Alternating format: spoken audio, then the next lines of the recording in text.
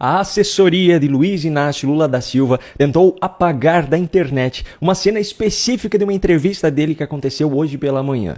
Mas não deu certo, porque eu tenho em mãos o vídeo que mostra o que aconteceu. No vídeo de hoje você vai ver que cena é essa, mas antes eu preciso mostrar a você o nível patético ao qual chegou a militância política dentro da Globo News. No programa Estúdio I de ontem, o programa que é apresentado pela militante Andréa Sadi, foi mostrado e entrevistado um senhor que estava sozinho tentando controlar um incêndio em sua propriedade rural. Olha o nível de canalice que chegaram esses pseudojornalistas. Essa imagem. Essa é a imagem. Um congresso que não para. O brasileiro com a mangueirinha, com a ausência do Estado, sozinho, com a ausência de política pública, tentando salvar sua casa, sua vida, seu sustento, e lá em Brasília a discussão completamente dissociada da realidade. E essa imagem, ele exatamente, é isso. E parafraseando o ex-presidente, é só não depredar, é só não tentar golpe de Estado que você não vai parar na cadeia. É simples assim. Quer dizer, por que em pleno ano de 2024 a gente tem que falar de anistia para golpista? Até quando o Brasil vai anistiar golpista?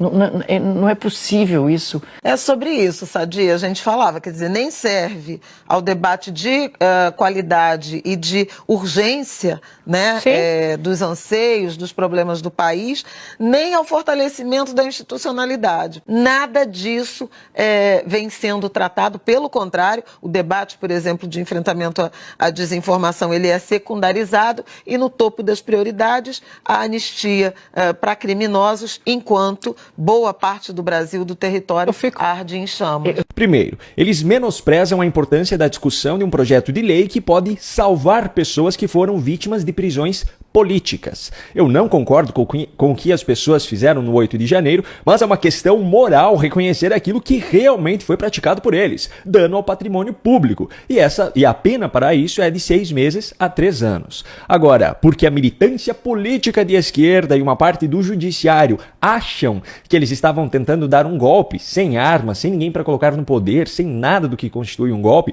e infelizmente essa parte do judiciário que tem essa opinião deu um jeito de driblar a lei para se atribuir a competência para julgar essas pessoas, agora esses pseudojornalistas acham que têm o direito de querer impedir que a Comissão de Constituição e Justiça discuta esse projeto de lei, que tem o objetivo apenas de trazer justiça a essa situação. Segundo ponto, os incêndios em número recorde no Brasil na gestão de Lula são um motivo para que o Legislativo, na Comissão de Constituição e Justiça, não possa discutir um assunto que diz respeito à sua função, que é Constituição e Justiça? Por que ninguém aí ficou fazendo esse estardalhaço todo sobre o churrasco de Lula com ministros do STF e ministros de Estado no sábado, enquanto o Brasil também ardia em chamas? As mesmas pessoas que em 2020 culpavam exclusivamente o governo em exercício pelos incêndios, agora que estão à frente do Executivo Federal, arrumam tempo para fazer churrasco com os ministros da Suprema Corte. E a própria Globo News, então, já que a Comissão de Constituição e Justiça não pode discutir nada além dos incêndios, por que a Globo News não está fazendo o mesmo? Porque então, mesmo com o país ardendo em chamas, a emissora dedica horas para falar, por exemplo, sobre o debate presidencial nos Estados Unidos. É preciso ser muito canalha para conseguir usar esse tipo de argumento para exercer sua militância política contra aqueles de quem não gosta. Tem que ser muito canalha para chamar isso de jornalismo. E não pense que acabou. Ainda sobre o PL da anistia, Andréa Sadi, como os pseudojornalistas da Globo News têm um acesso incrível aos bastidores do governo e do Supremo, adiantou que, se aprovado, esse projeto deve ser derrubado pelos ministros do STF por inconstitucionalidade. Enquanto a gente estava aqui no programa, eu conversei com algumas fontes do judiciário, porque eu já quero jogar para frente o que pode acontecer se esse projeto passar lá na CCJ e tiver se avançar na Câmara. E aí essa fonte falou assim para mim que se um dia esse projeto passar no Supremo, na visão dessa fonte, o projeto vai ser declarado inconstitucional e que, na avaliação dele, um dos fundamentos vai ser, inclusive, a linha do que o deputado Valadares, relator do projeto que falou aqui ontem, contou para a gente. prova de desvio de finalidade na avaliação de integrantes do Supremo. Agora, então, os ministros se preocupam com a constitucionalidade. Engraçado é que a Constituição Federal, em especial seu artigo 5º, que determina que todos são iguais perante a lei, não foi respeitada nas prisões e condenações daqueles que participaram do 8 de janeiro, porque eles definitivamente não foram tratados da mesma forma que foram aqueles que praticaram as mesmas coisas em outros momentos, como o grupo do MTST que invadiu e depredou a Câmara em 2006, liderado inclusive por um dirigente do PT, ou então o próprio Guilherme Boulos. Hoje mesmo está circulando pela imprensa o caso da prescrição de um processo contra Guilherme Boulos justamente por dano ao patrimônio público praticado por ele em 2012.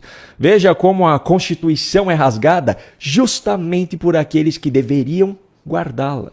Isso é o retrato do Brasil de hoje. A assessoria de Lula tentou fazer com que uma cena de uma entrevista do presidente a uma rádio hoje pela manhã também se tornasse secreta. Só que não deu certo. Você já vai entender essa história. Em entrevista ao vivo para a Rádio Norte FM de Manaus, Lula falou principalmente sobre a visita que ele fez no dia anterior ao estado. Só que ao comentar sobre isso, ele disse que ficou feliz ao ver a gravidade da situação. Eu estava com menos de meio metro de água, que não dá nem para os barcos transitarem carregando os produtos que as pessoas produzem, e muito menos para pesca, porque o peixe desaparece, o peixe morre.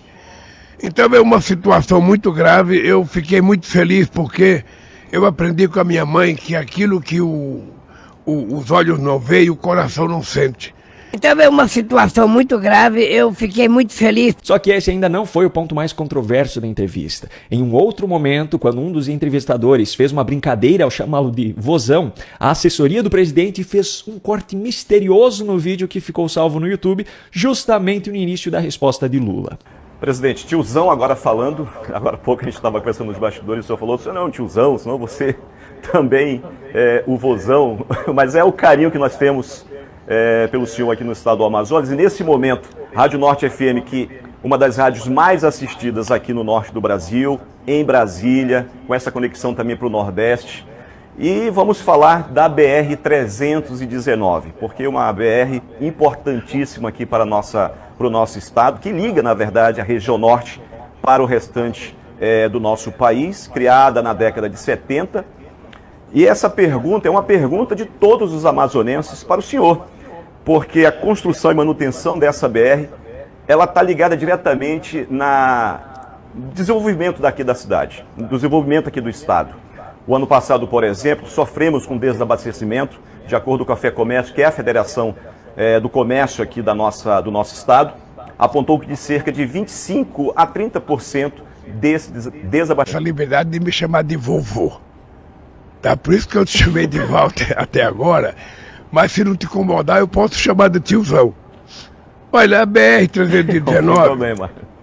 A BR-319, ela é uma necessidade. Quando eu vi isso, imediatamente me lembrei do caso daquele evento na fábrica da Volkswagen, em que Lula disse que pensou se uma jovem que estava ali no palco queria namorar com ele. E no vídeo que ficou salvo no YouTube, isso foi cortado. Já que o vídeo no canal do presidente teve esse corte, eu resolvi procurar em todos os outros canais que sempre transmitem entrevistas de Lula e, coincidentemente, em nenhum deles esse trecho foi mostrado. Na maioria, inclusive, a entrevista é mostrada só desse ponto em diante.